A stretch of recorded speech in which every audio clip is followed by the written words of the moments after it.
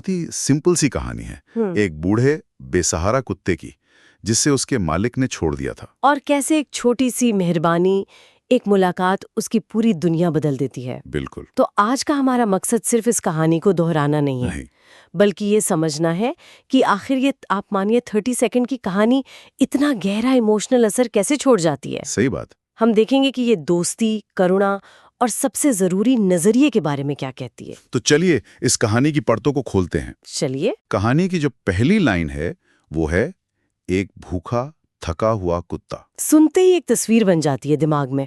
बिल्कुल, एक बेबसी की, लाचारी की। लेकिन जो अगली लाइन है वो इस बेबसी की वजह बताती है, और वो वजह सच में दिल तोड़ने वाली है। स्क्रिप्ट में लिखा है जिसे उसके मालिक ने सिर्फ इसलिए छोड़ दिया क्योंकि वो बूढ़ा हो चुका था। बस यही, मतलब जिसकी उसने शायद पूरी जिंदगी सेवा की, हाँ, उसी ने उसे बेकार समझ लिया। एग्जैक्टली।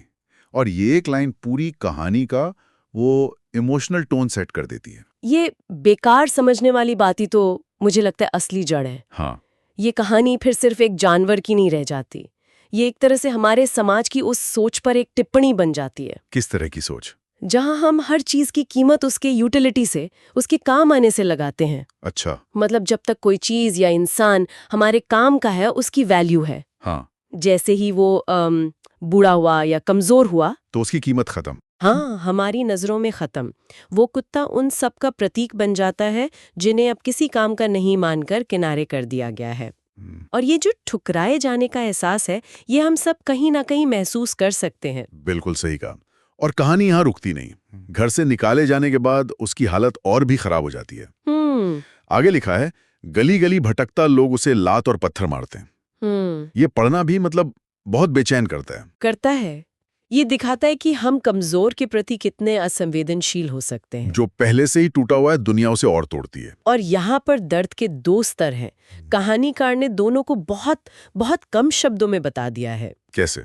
देखिए, लात और पत्थर तो शारीरिक दर्द है, फिजिकल पेन। हाँ, जो बाहर से मिल रहा है। बिल्कुल। लेकिन जो अगली लाइन है, कोई प्यार देने वाला नहीं, कोई सहारा नहीं, वो अंदर के दर्द की बात है। हाँ, वो उस इमोशनल पेन को, उस अकेलेपन को दिखाती है जो कहीं ज्यादा गहरा है। आप शायद शारीरिक चोट भूल भी जाएं, लेकिन वो एहसास कि इस पूरी दुनिया में आपकी परवाह करने वाला कोई नहीं है, वो इंसान को अंदर से खोखला कर देता है। वो कुत्ता सिर्फ भूखा नहीं था, वो अपने पन का भूखा था। ये सब सुनकर तो काफी निराशा होती है। ऐसा लगता है कि इसका अंत भी शायद दुखद ही होगा। हाँ, माहौल तो वैसा ही बनता है। क्या क्या कहानी में कोई उम्मीद की किरण भी है? और यहीं से कहानी